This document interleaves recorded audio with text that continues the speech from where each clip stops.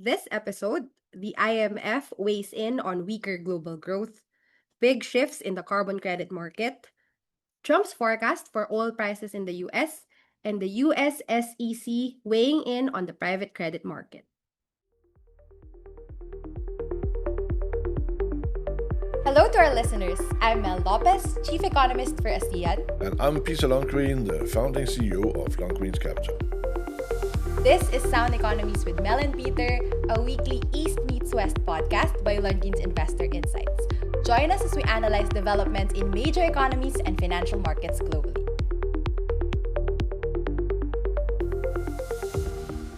Hi, Peter. How are you today? What's been keeping you busy the past few days? I'm good, and thank you. I'll say everything has been keeping me busy. We are just very busy, and then we are also in sort of the season where we're doing all the annual balances. So there's a pile of extraordinary admin next to the markets and the investors. We are happy to do everything, but we are busy. That is for sure. So what about you? We are wrapping up our preparations for the next publications lined up for Lundin's Investor Insight. So it's actually, I personally had timing issues with writing because everything's just really moving so fast. And I was wondering at what point would be a good time to like take a snapshot of, hey, this is what's happening in the markets today. So I finally decided that it was the ceasefire, at least the initial agreement would be a good time to like, okay, let's write from here. So that's what I did the past few days. But so I invite everyone to watch out for that as it comes out. Of course, it's available on our website and our mobile app. So we actually have a lot to talk about today, Peter. And starting off strong and fresh, coming from the latest World Economic Outlook of the International Monetary Fund. So we know that they are holding the spring meeting in Washington, D.C. This week. And latest global growth projections are out. And of course, unsurprisingly so, it is a downgrade from a 3.4% growth rate. The projection for 2026 is down to 3.1%. So the IMF is saying the world was actually on a strong trajectory coming out of 2025, but was rudely interrupted by this US Iran crisis that we are still in the middle of currently. And yeah, so the impact is spread globally. It varies from country to country, but the IMF, of course, says that in general, emerging economies are suffering much more than their mature counterparts. And no surprises there. A lot of the emerging markets are also economies which are net importers of oil and gas. But yeah, there are some standouts in that story. The IMF also came out with a base case. So the 3.1% growth forecast for the year is actually from the base case where the conflict is expected to resolve itself in the next few weeks, and that prices will normalize by around June, mid of 2026. But there are two more extreme cases. Of course, they're trying not to consider these numbers, but it is not encouraging at all. So based on the adverse scenario that assumes that prices of oil and gas will only normalize by the end of the year, growth will be at 2.5% globally. And if the crisis persists to 2027, that is, oil prices will stay high until next year, it's global growth is going to fall to 1.3%. And by the IMF standards, that's considered a global recession already because it's under 2%. So, of course, it's sounding like a doomsday forecast. But again, this is not the baseline scenario for the IMF, and also we don't think so as well. And actually, I mentioned some special biggest losers, so to speak, from this global oil crisis triggered by the conflict in the Middle East. mm, Three numbers stand out. First is UK. So they're expected to slip to a 0.8% GDP growth this year, um, because they had a weak performance last year that's carrying over. There's no momentum to speak of to no, bring domestic activity up, and then they're hit by the oil crisis, and actually they're more affected by gas prices they use for heating, they exactly. for Yeah. cooking, etc. And they're stuck in this wage price spiral where, oh, prices are high, workers will demand more, and then prices will rise again. So it's Mm, hard to get out of that loop, and that's what the mm, IMF sees as a key risk. The Philippines is actually noteworthy as well, but for the yeah. wrong reasons. We are expected to slip further to a 4.1% GDP growth this year. Last year was already quite disappointing, at least for an emerging economy, at 4.4%. So apart from the war shock, the price shock from oil, the country is also reeling from weak public confidence Mm, because and a weak capital formation last year due to the corruption scandal. We've talked about this in a few podcast mm, episodes. So that yeah. has been hampering both government spending, some private infrastructure investments, and as well as consumer spending. So Mm, that's mm, one story. So actually, if the 4.1% growth materializes, it's going to be one of the slowest among the Southeast Asian economies, which would be, mm, still faster than a lot of economies, but not really what you want to see for a country like the Philippines. And another noteworthy one is China. yeah. So we did talk about the Chinese government dialing back their targets for growth this year from the usual 5%, nice round number, to 4.5 to 5%. So it became a range. The IMF expects they're gonna miss that and settle at also a 4.4%. And they're saying that apart from the oil shock as well, some weak fundamentals domestically.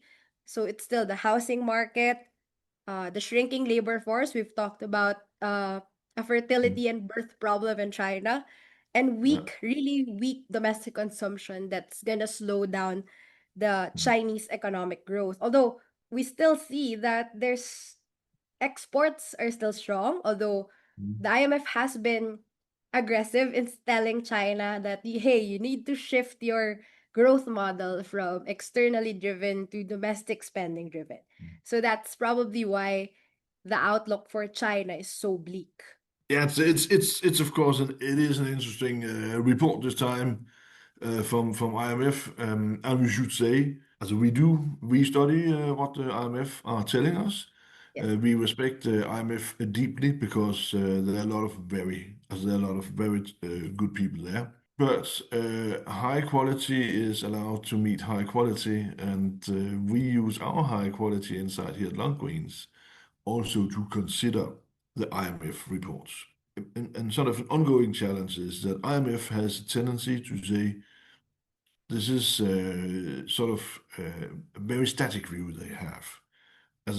What they don't include is that the world is actually dynamic. At Longreens, we are critical to the old economies because Yes. they don't show any dynamics.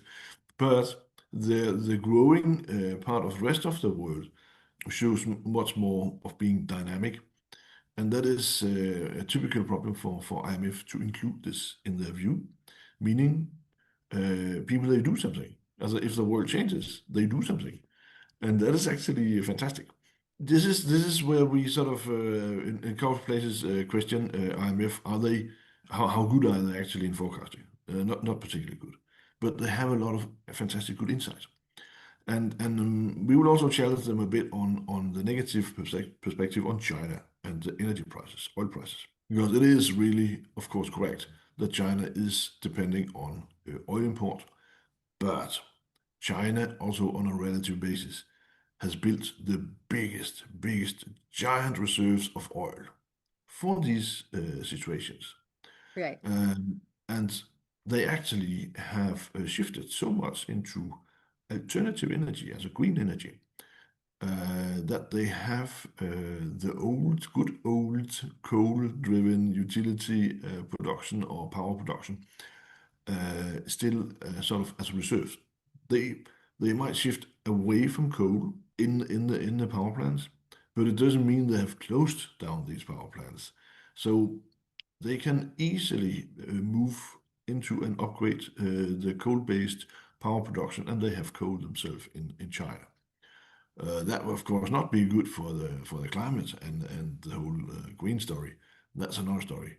But when we talk about energy prices in China, they actually have really good tools to countermeasure. We do not agree with IMF on this, how to say it, the risk perspective.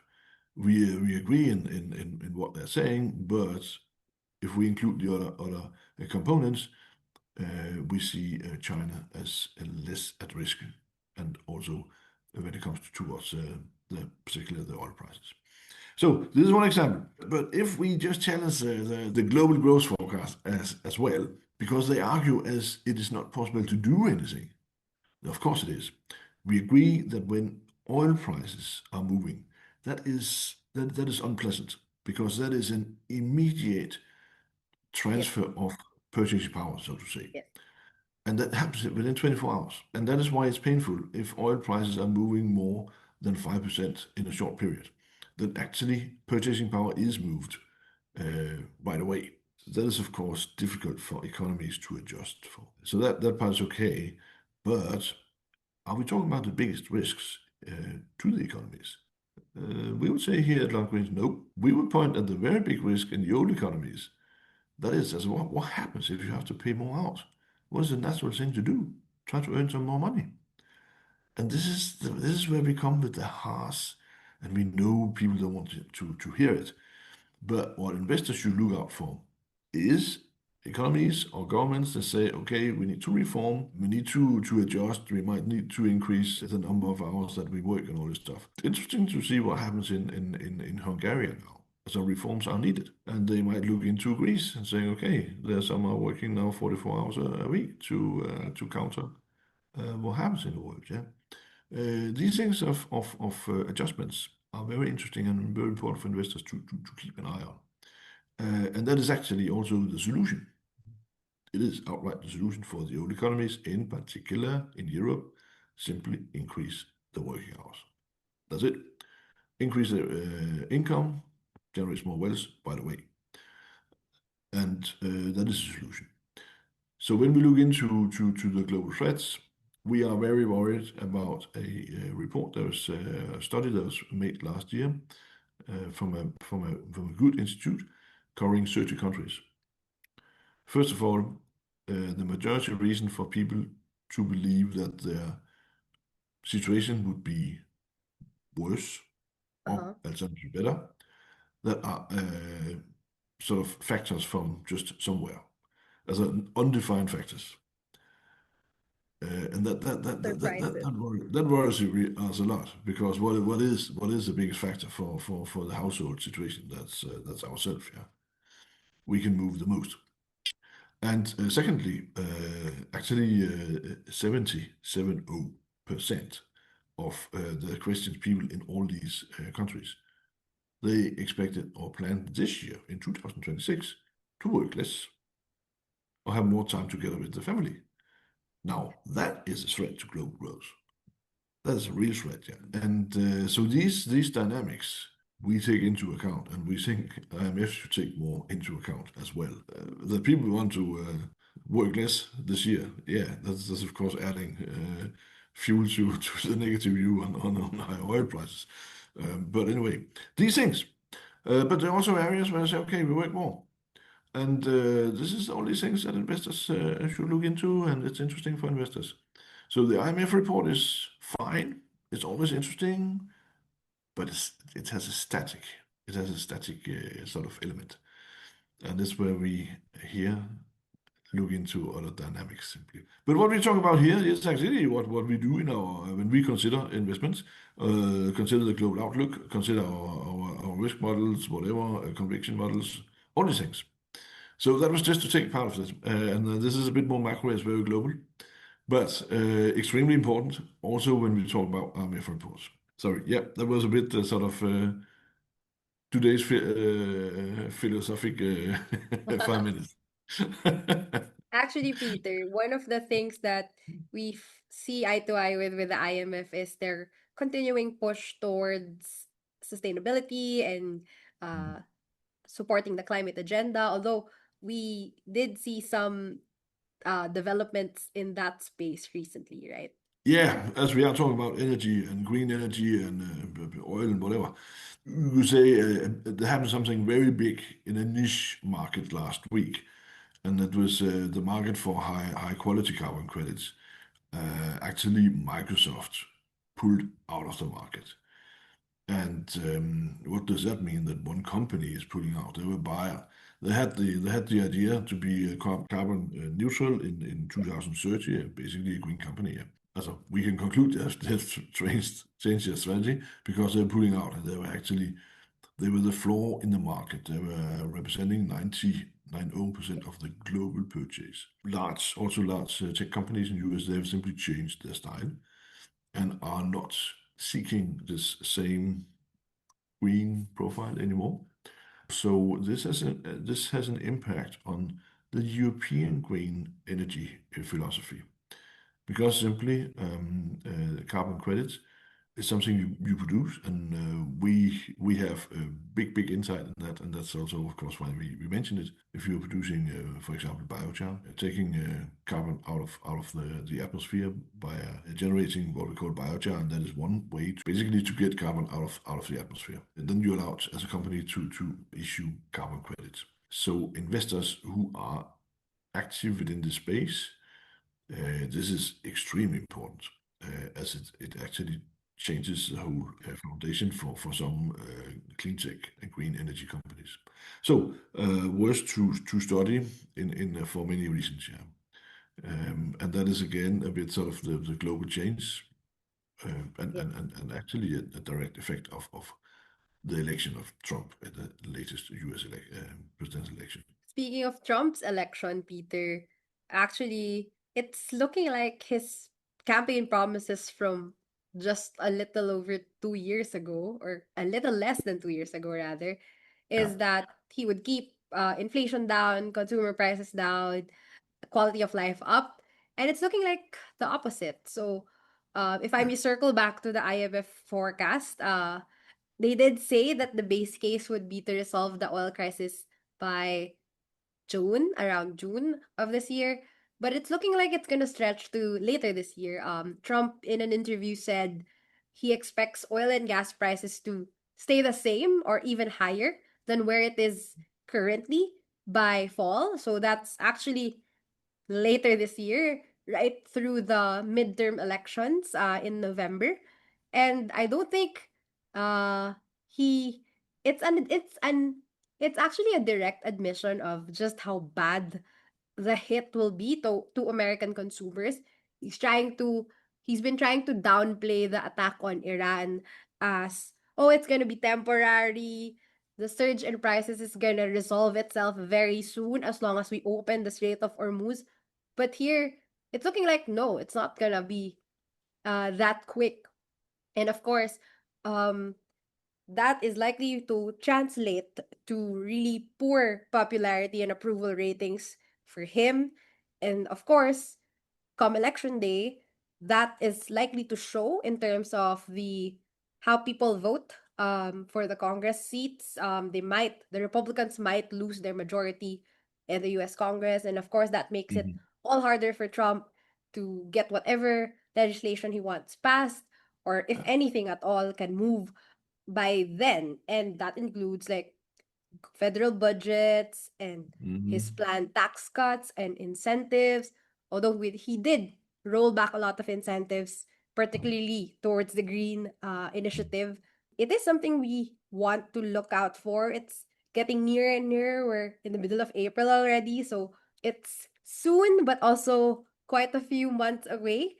But then Uh, again, if oil prices at the pump do not come down significantly as much as they did go up in the last few weeks, yeah. it would. spell trouble for Trump. That's for sure. And actually, he will be seen as the person, this individual person, the US president, who has caused the petrol price to go up because he started Yes. to bomb Iran. The sole reason why oil petrol prices are higher. So he will simply be seen as the guy who caused that. And that will be dramatic. That will cost so many votes at the midterm election. Now and then we consider which bubble that his advisors are living in, but this what we are talking about right now, they're wise enough to to understand and see. That's for sure. This should not be a deeper political analysis. His only rescue is that the Democrats are not showing any kind of policy. They don't up with any political thinking. So, but our worry is, of course, that they'll become desperate. They're Republicans, and this is why we have argued the whole year that the dollar will be hurt and the government budget will be hurt and U.S. interest rate will go up again, as in not the Fed rates, but in the market bond rates Yes. or yields. And that is because they will try to spend money or do everything to satisfy the voters. Yeah. This is just another chaotic way Yeah. forward or thinking. So yes, we are concerned. That is to be honest. At least as when we talk about the implication on the US dollar and the yields, it can Yes. actually be positive. It can be positive for stock markets. That's another issue we are sort of considering a bit, if if that could happen, and that could actually happen. Well, we'll see. Good, fantastic, Mel. There are more good stories out of the US. We have a good story. Yes, actually, we've been looking out for the private credit market very recently. There's been much buzz around the segment, and we do have some encouraging comments coming out from the regulators at the US Securities and Exchange Commission. Yeah, so basically we're quite happy for the private credit funds because they actually in general offer a good investment opportunities and interesting assets. As always, investors should look very much into the individual fund. What are they investing into? And they can invest into all kind of things and can be very specialized. They can be very general. But overall, it is simply an interesting asset class. They are good sort of fixed income risk-like returns to get.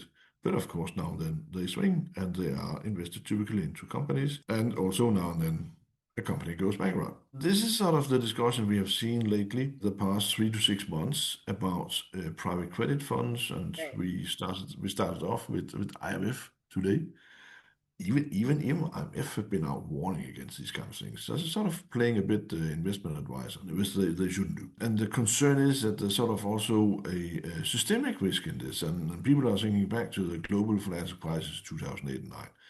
But we argued this is simply not the case, particularly if it's non-leveraged credit funds. Uh-huh.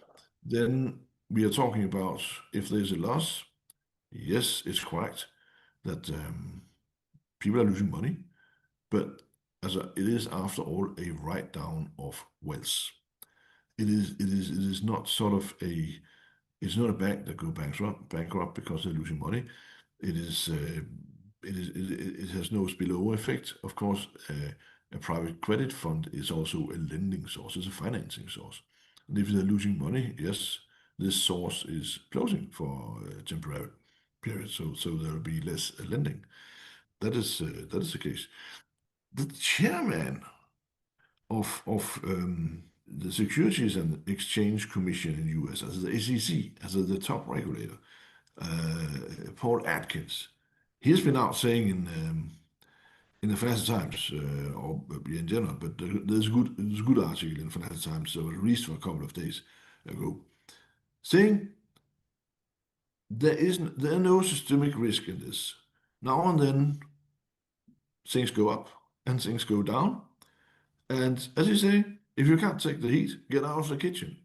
So if you cannot live with this risk, being in a private credit fund, you should not be there as an investor.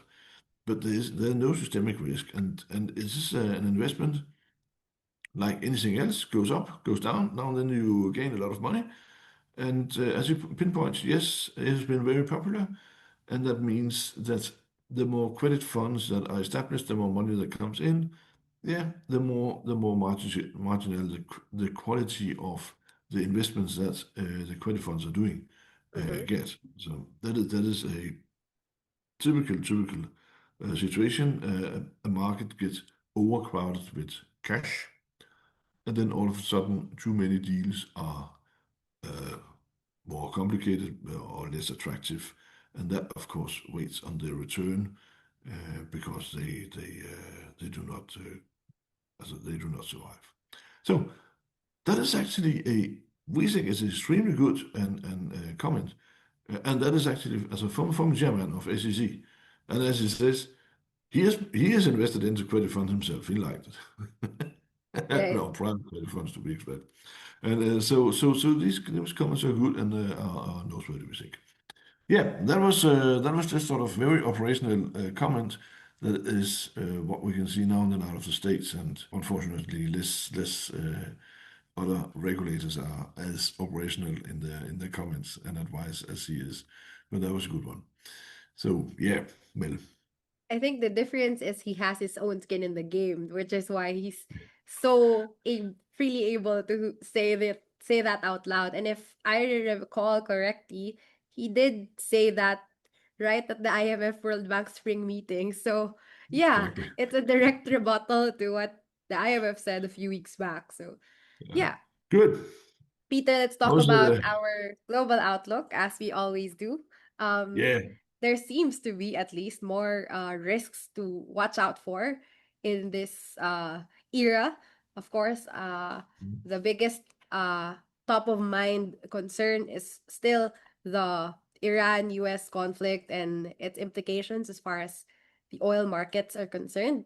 Um, there is greater risk for sure, more clouds in the horizon, apparently more for emerging markets than the advanced economies. But as we did say, uh, the dynamism is the major difference between the response of these uh, mature and emerging economies. And we Yeah. prefer how emerging markets are responding. So we continue to be optimistic, or we continue to favor these emerging markets, particularly in Southeast Asia and China. That's where we Mm. really see that active, dynamic response to these emerging concerns, more than the very static and stagnant Europe area, Peter.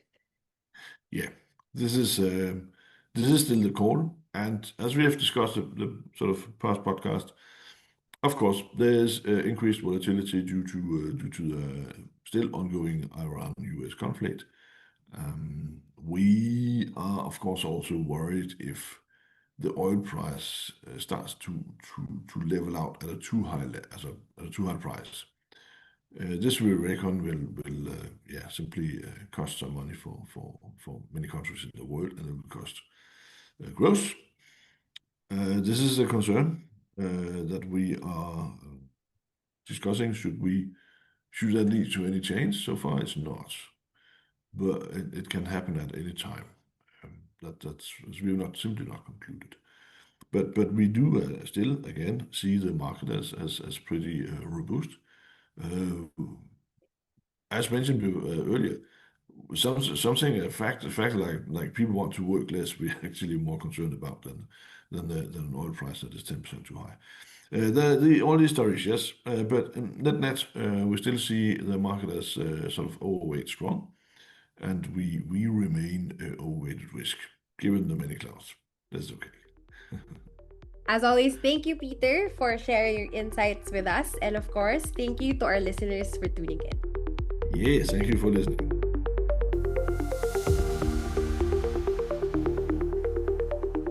Thank you for tuning in. As always, we keep a watchful eye on market shakers and movers. Catch the next episode of Sound Economies with Mel and Peter, a podcast by Longines Investor Insights. Available on Spotify, YouTube, and wherever you listen to podcasts. Longines Capital has been in the business of investment advisory and wealth management for over a decade, with our high-performing and multi-awarded funds to show for it. We're taking this to the next level through an IPO in 2 years. Join us in this journey. Visit our website to learn more.